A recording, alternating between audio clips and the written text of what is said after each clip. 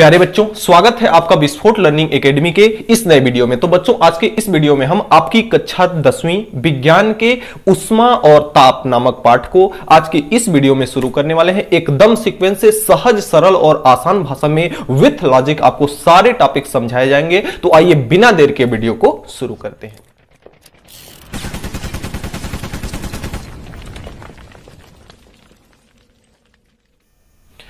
तो देखिए, सबसे पहले इस पाठ का जो आपका हेडिंग है तापमान, सबसे पहले हम तापमान को परिभाषित करेंगे, फिर आगे इसके नेक्स्ट टॉपिक को देखेंगे। तो यहां पे देखिए, तापमान की अगर बात की जाती है, आपके दिमाग में दो चीज आना चाहिए। अगर कोई वस्तु या तो क्या होगी, गर्म होगी, या तो कोई वस्तु क्या होगी, ठंडा होगी। गर्म या ठंडा, तापमान क्या है, गर्म या ठंडा। किसी वस्तु को जब हम छूते हैं तो छू करके हम ये पता लगाते हैं कि वस्तु गर्म है या तो वस्तु ठंडा है। तो देखिए, क्या ठंडा और गर्म इन दो चीजों से क्या आपका टॉपिक क्लियर होता है। जैसे अगर हम उबलते हुए जल की बात करें तो उबलता हुआ जल क्या होगा, गर्म होगा। अगर हम उसी में गुनगुने अगर जल की बात करें तो गुनगुना जल क्या होगा, ठंडा होगा क्या। अगर हम नॉर्मल जल की बात करें तो नॉर्मल जल क्या, ठंडा होगा। अगर आपका उबलता हुआ जल गर्म है और गुनगुना जल आपका अगर ठंडा है, तो जो चीज हम फ्रिज से, जो जल अगर फ्रिज से निकालते हैं वह क्या है, अगर जो चीज अगर हम फ्रिज से निकालते हैं वह अगर ठंडा है, तो जो हमारा नॉर्मल जल है वह क्या है, वह गर्म है।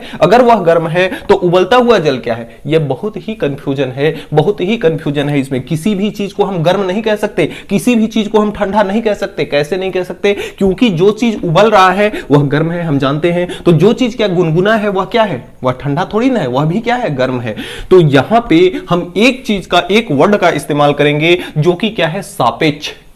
तापमान किसी वस्तु का वह गुण है जो कि किसी दूसरे वस्तु के सापेक्ष उसके गर्म होने या ठंडा होने का अनुभव कराता है। फिर से एक बार, कि तापमान किसी वस्तु का वह गुण है, किसी वस्तु का वह गुण है जो कि किसी वस्तु के सापेक्ष, किसी वस्तु के सापेक्ष वह उसको अनुभव कराता है कि वह वस्तु गर्म है या ठंडा है। इसका मतलब क्या हुआ, किसी वस्तु के सापेक्ष। इसका मतलब क्या हुआ, जैसे अगर उबलता हुआ जल है और इसमें उबलता हुआ जल है और इसमें आपका गुनगुना जल है, तो अगर इसको छुएंगे तो ये ज्यादा गर्म है और इसको छुएंगे तो ये इसके अपेक्षा कम गर्म है। तो इसके सापेक्ष, यानी इस वस्तु की तुलना में, सापेक्ष का मतलब तुलना में, इस वस्तु के तुलना में यह वस्तु क्या है, ठंडी है। तो यहां से हम इसके कॉन्सेप्ट को क्लियर कर लेंगे। इसकी परिभाषा यह होगी कि तापमान किसी वस्तु का गुण है। जैसे अगर हम किसी वस्तु को अगर हाथ से छूते हैं तो हमें पता चलता है कि वस्तु गर्म है या ठंडी है, वस्तु गर्म है या ठंडी है, यह चीज हमें पता चलता है, अनुभव करते हैं। तो तापमान किसी वस्तु का गुण है भाई, वह क्या है, गर्म है या ठंडा है। एक उसका गुण है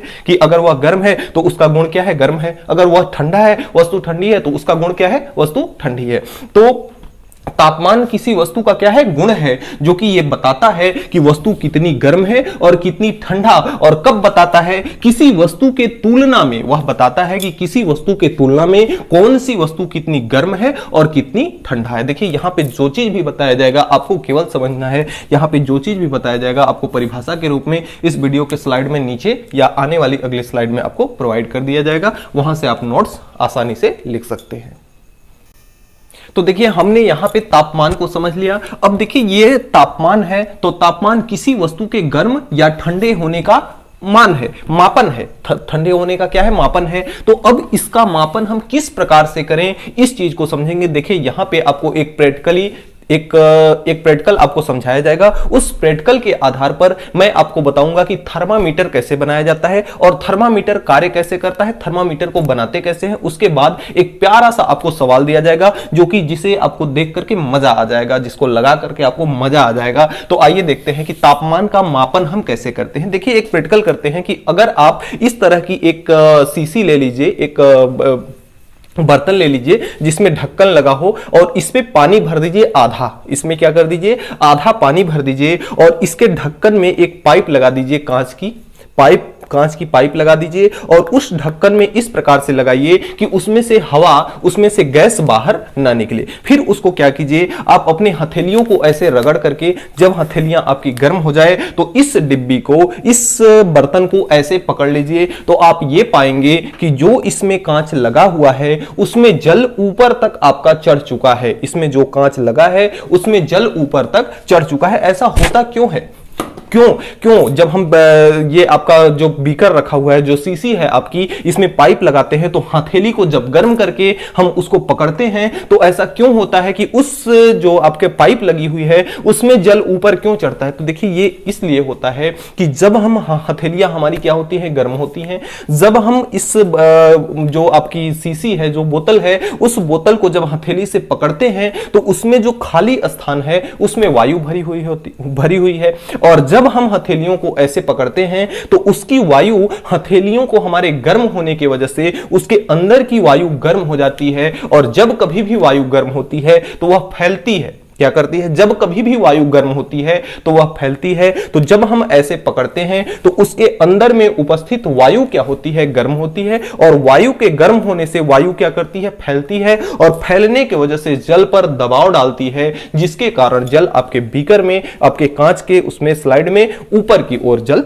चढ़ता है। इसी के आधार पर हम पैमाना बनाएंगे। 3 पैमाने हैं आपके थर्मामीटर के, एक तो सेल्सियस पैमाना, केल्विन पैमाना और फारेनहाइट पैमाना। तो इन तीनों पैमाने को हम अच्छे से समझेंगे। फिर हम कुछ सवालों को देखेंगे कि जब कभी भी सेंटीग्रेड से अगर फारेनहाइट में बनाना हो तब कैसे बनाएंगे, फारेनहाइट से अगर डिग्री सेल्सियस में बनाना हो तब कैसे बनाएंगे, केल्विन से सेल्सियस में बनाना हो तब कैसे बनाएंगे। एकदम लॉजिकली, एकदम सहज सरल और आसान भाषा में बताया जाएगा।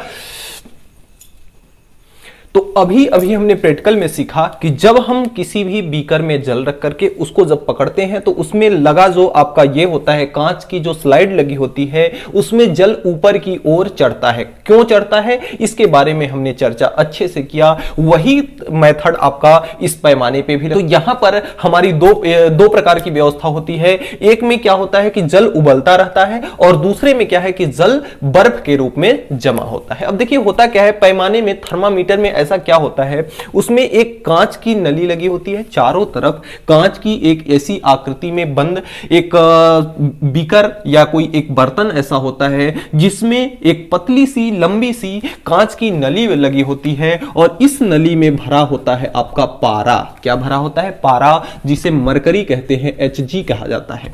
तो देखिए यहां पे एक कांच की ट्यूब होती है, उस कांच की ट्यूब में एक कांच की नली लगी होती है, यानी एक इस प्रकार का बर्तन होता है आपका, उस बर्तन में कांच की एक नली, कांच की एक ट्यूब लगी होती है पतली सी, जिसमें क्या भरा होता है? पारा। क्या भरा होता है? पारा। अब देखिए हम जानते हैं कि जब इसको उष्मा दी जाएगी, तो जब इसको उष्मा दी जाएगी तो इस पारे का गुण है, जैसे हम ये सीसी में जब रखे हुए उस पानी में जब उष्मा दे रहे थे अपने हाथों द्वारा, तो पानी बीकर में क्या कर रहा था? ऊपर की ओर चढ़ रहा था। ठीक उसी प्रकार जब इसमें उष्मा दी जाएगी तो यह पारा क्या होगा? ऊपर की ओर चढ़ेगा, और जब इसके टेम्परेचर को कम किया जाएगा, तापमान को कम किया जाएगा, तो इसका पारा नीचे की ओर आएगा। तो देखिए इसमें होता क्या है कि जैसे आपका ये, इसको कहते हैं हम सेल्सियस पैमाना। इसको क्या कहा जाता है? सेल्सियस पैमाना। तो सेल्सियस पैमाना में क्या होता है? देखिए 100 खाने बने होते हैं, छोटे छोटे छोटे छोटे 100 खाने। टोटल कितने खाने बने होते हैं? 100 खाने, यानी 0 डिग्री सेंटीग्रेड से 100 डिग्री सेंटीग्रेड तक खाना बना होता है। अब देखिए होता क्या है कि जब इसको हम उबलते हुए जल पर लेके जाते हैं, जब इसको उबलते हुए जल पे लेके जाते हैं, तो इसमें जो पारा भरा हुआ है वह पारा 0 से उठकर के कहां चला जाता है? 100 डिग्री सेंटीग्रेड पर। कहां चला जाता है? 100 डिग्री सेंटीग्रेड पर। तो हम किसकी बात कर रहे हैं? सेल्सियस पैमाना की। तो सेल्सियस पैमाना में खाना कितना बना होता है? खाना बना होता है 100 खाने। इसमें कितने होते हैं? 100 खाने होते हैं। दूसरा चीज कि जब इसे हम उबलते हुए जल पे लेके आते हैं तो इसका मान अधिकतम जाता है, सबसे अधिकतम होता है। यानी कि जब उबलते हुए जल पर इसको रखा जाता है, इस बीकर को, इस बर्तन को जब उबलते हुए जल पर रखते हैं तो इसमें पारा जो है सबसे हाईएस्ट, सबसे उच्चतम बिंदु तक कहा जाता है 100 डिग्री सेंटीग्रेड। तो इसका उच्चतम बिंदु कितना होगा? इसका उच्चतम बिंदु होगा 100 डिग्री सेंटीग्रेड। अब जब पारे को, हमारे पास 2 ऑप्शन है, एक तो उबलता हुआ जल, दूसरा आपका है बर्फ। तो जब इस बर्तन को, इस प्रकार की व्यवस्था को जब हम बर्फ पे लेके जाते हैं, बर्फ पर रखते हैं, तो यह जो आपका 100 तक जाता था जहां उबलते हुए जल पर, अब वह कहां आ जाता है? 0 पर आ जाता है। यानी इसका निम्नतम बिंदु कितना है? 0 डिग्री सेंटीग्रेड। ठीक इसी प्रकार से जब हम केल्विन वाले पैमाने को देखिए, केल्विन पैमाने में सबसे पहले बात आता है खाना। इसमें कितने खाने होते हैं? तो केल्विन पैमाने में भी 100 छोटे छोटे खाने होते हैं, 273 से 373 तक। तो इसमें खाने कितने होते हैं? 100 खाने होते हैं। तो इसमें केल्विन पैमाना में भी 100 खाने होते हैं, और जब इसको हम उबलते हुए जल पर लेके जाते हैं तो इसका मान उच्चतम, जो उबलता हुआ जल है उसका टेम्परेचर सबसे अधिक, सबसे उच्चतम होता है, और वह उच्चतम मान कितना होता है 373 केल्विन। तो इसका जो उच्चतम बिंदु है वह कितना हो जाएगा 373 केल्विन। अभी आपको केवल समझना है, आगे जाकर के मैं इसका जब सूत्र बनाऊंगा तो आगे चल के सब कुछ आपको लिंक कर दूंगा और सूत्र आपको बेहतर अच्छे ढंग से समझ में आ जाएगा। और जब इसको हम बर्फ पे लेके जाते हैं तो ये पारा जो 373 तक गया था अब सबसे निम्नतम, सबसे नीचे आ चुका है कितना 273 केल्विन। तो ये आपका आ गया कहां 273 केल्विन। दूसरी चीज, एक चीज ये ध्यान में रखना है कि जब कभी भी हम सेल्सियस पैमाने की बात करते हैं तो यहां डिग्री सेंटीग्रेड लगाते हैं। क्या लगाते हैं? डिग्री सेंटीग्रेड, और केल्विन में डिग्री वगैरह नहीं लगाया जाता। अगला है हमारा फारेनहाइट पैमाना। तो फारेनहाइट पैमाने में अगर खाने की बात करें तो यहां 32 से 212 तक, यानी कि इसमें 180 छोटे खाने होते हैं, 180 छोटे खाने होते हैं इसमें। दूसरा चीज कि इसको जब हम उबलते हुए जल पर लेके जाते हैं तो उबलते हुए जल पर सबसे हाईएस्ट कहां पहुंच जाता है 212 डिग्री फारेनहाइट पे। तो उच्चतम बिंदु कितना होता है 212 डिग्री फारेनहाइट। इसमें भी आप डिग्री लगाएंगे, और जब इसको बर्फ पे लेके जाते हैं तो ये आपका होता है 32 डिग्री फारेनहाइट पर। तो इसका निम्नतम बिंदु 32 डिग्री फारेनहाइट और उच्चतम बिंदु 212 डिग्री फारेनहाइट। यानी कि जब इसको उष्मा मिलती है, जैसे उस बीकर को उष्मा मिल रही थी जो हम प्रैक्टिकल में देखे कि जो आपका ये जो था कि उसमें हथेली को हम पकड़े, उसको उष्मा दी गई तो उसमें जल ऊपर की ओर चढ़ता है। अगर उसको ठंडे में करें तो ठंडे में जैसे जो अभी हमने बताया था आपको एक एग्जांपल कि जब उसको हम हथेली को गर्म करके उसको जब पकड़ते हैं तो जल ऊपर की ओर चढ़ता है। दूसरा चीज कि अगर हथेली को हम किसी भी प्रकार से ठंडा करके या उसको ठंडे में ले जा करके रखें तो गर्म हथेली से जब पकड़ते थे तो वायु गर्म होती थी, जिसके कारण वायु फैलती थी, तो इसलिए जल पे दबाव डालती थी, जिसके कारण जल ऊपर उठता था। और जब यही काम अगर ठंडे में किया जाएगा, हथेली गर्म के जगह पे अगर ठंडी होगी तो ठंडे में आपका क्या होगा कि जब वह उसमें ठंडा उसको किया जाएगा तो जो वायु है वह ठंडा होने पर सिकुड़ती है। ठंडा होने पे क्या करती है? सिकुड़ती है, तो जल को अपनी ओर समेटेगी, यानी जल का लेवल उससे नीचे आएगा। तो ठीक उसी प्रकार होता है कि एक बर्फ लेते हैं, एक उबलता हुआ जल। तो उबलता हुआ जल जब लेते हैं तो पारा हाईएस्ट पर पहुंचता है, जब ठंडे बर्फ पे लेते हैं तो इसका जो लेवल है, पारे का जो लेवल है सबसे निम्न पर आ जाता है। तो यहां इतनी बातों को ध्यान रखना है। अब इससे हम बनाएंगे कि सेल्सियस पैमाने से केल्विन में कैसे परिवर्तित करें। जैसे आपका अगर प्रश्न देता है परीक्षा में कि अगर मान लेते हैं कोई भी एग्जांपल मान लेते हैं कि 0 डिग्री केल्विन को सेल्सियस में बदलो, तो इसको कैसे करेंगे? इसके लिए सबसे पहले हम एक फार्मूला का निर्माण करेंगे। फार्मूले के बाद हम क्या करेंगे आगे देखेंगे। देखिए इसमें क्या है कि जब हम इसके उबलते हुए जल पर लेके गए तो इसका उच्चतम बिंदु 100 डिग्री सेंटीग्रेड और इसका उच्चतम बिंदु 373 डिग्री केल्विन था, 373 केल्विन था। अब देखिए इसी के आधार पर हम पैमाना बनाएंगे। अगर हम सेल्सियस पैमाने की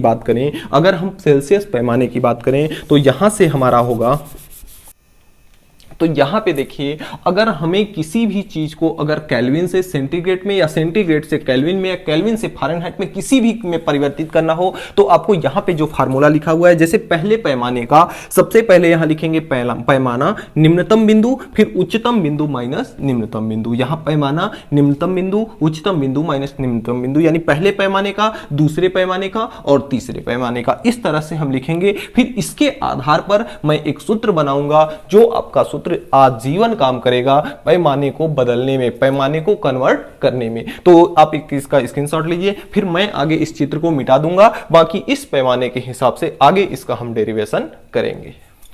तो हमारे पास देखिए 3 पैमाना था, सेल्सियस पैमाना, केल्विन पैमाना और फारेनहाइट पैमाना। तीनों पैमाने का जो ये दिया गया है स्टेटमेंट वह आपका लिखा हुआ है। इसके आगे हम इस सूत्र पर रखेंगे। जैसे पहले पैमाने का, पहला पैमाना हमारा क्या है? सेल्सियस पैमाना। तो यहां से पैमाना क्या है हमारा? सेल्सियस पैमाना है। तो यहां पैमाना के जगह पे हम लिखेंगे सेल्सियस। सेल्सियस को सी से प्रदर्शित करते हैं, तो यहां पे हम लिख लिए पैमाने के जगह पे सी, फिर माइनस का चिन्ह है, माइनस लगा लिए। निम्नतम बिंदु, सेल्सियस पैमाने का निम्नतम बिंदु कितना है? 0 है, और बटे में उच्चतम बिंदु माइनस निम्नतम बिंदु, उच्चतम बिंदु 100, निम्नतम बिंदु 0, यानी 100 माइनस कितना हो जाएगा 0।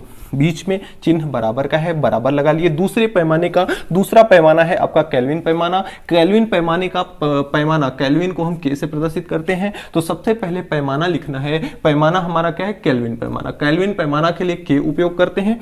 माइनस का निम्नतम बिंदु, तो इसका निम्नतम बिंदु कितना है? 273, तो माइनस का ये आपका हो जाएगा 273।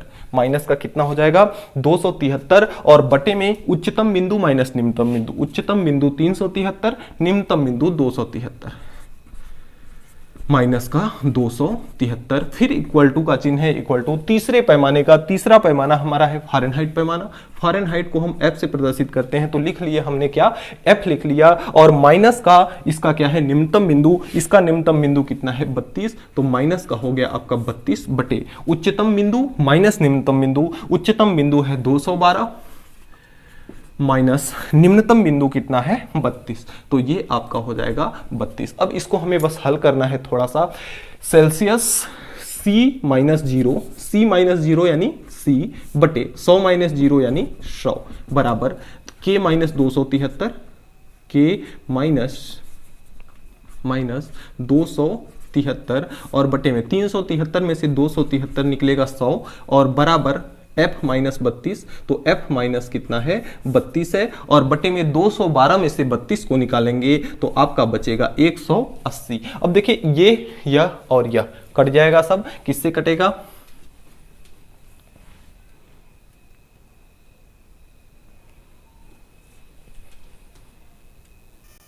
तो इसको काटा जाएगा, तो 20 पंचे 100, 20 पंचे 100 और 20 नवा 180, तो ये आपका आ गया C बटे 5 बराबर K माइनस 273 और बटे 5 बराबर F माइनस 32 बटा 9। तो ये आपका निकल के आया है पैमाना। इस पैमाने के आधार पर आपको अगर सेंटीग्रेड से केल्विन में परिवर्तित करना होगा तो इन दोनों को लेंगे, केल्विन से फ़ारेनहाइट में परिवर्तित करना होगा तो इन दोनों को लेकर के हल करेंगे। अभी मैं इसका एक एग्जांपल बताऊंगा, उसके बाद से आपको अच्छे से समझ में आ जाएगा। अगर हमें फ़ारेनहाइट से केल्विन सेंटीग्रेड में परिवर्तित करना है तो इसको और इसको लिया जाएगा। तो इसके लिए मैं इस सेशन को रफ करता हूं, इस पैमाने के आधार पर हम आपके एक आध दो सवाल को बताते हैं।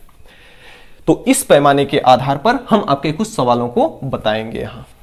तो देखिए यहां हमें 14 डिग्री फ़ारेनहाइट को सेंटीग्रेड में बदलना है। फ़ारेनहाइट सेंटीग्रेड दो चीज आया है, तो सेंटीग्रेड को लेंगे और फ़ारेनहाइट को लेंगे। तो यहां से सेंटीग्रेड आपका कितना है? C बटे 5 है बराबर फ़ारेनहाइट माइनस 32 है, F माइनस 32 है, बटे में कितना है? 9 है। सेंटीग्रेड का मान हमें ज्ञात करना है, फ़ारेनहाइट का मान दिया है तो C के जगह पे C रहने देते हैं। फ़ारेनहाइट F का मान कितना दिया है? 14, तो 14 माइनस हो जाएगा आपका 32 बटा 9। यहां से 5 को इधर भेजेंगे तो C बराबर यह 5 इंटू में हो जाएगा, 14 में से 32 निकलेगा तो 12 में से 4 निकला, आपका कितना बचेगा? 8, और यहाँ 2 बचा, 2 में से 1 निकला, 1 बचा, बड़े का चिन्ह माइनस का, तो ये आपका हो जाएगा 9, और C बराबर 5 इंटू 9 दूना 18, तो माइनस का 2, यानी C बराबर 5 दूना माइनस का 10। और सेंटीग्रेड यानी ये डिग्री सेंटीग्रेड यानी 14 डिग्री फ़ारेनहाइट में माइनस का 10 डिग्री सेंटीग्रेड होगा। तो इस तरह से हम कर सकते हैं। अब यहां देखिए 100 डिग्री को हमें फ़ारेनहाइट में बदलना है, डिग्री सेंटीग्रेड को फ़ारेनहाइट में,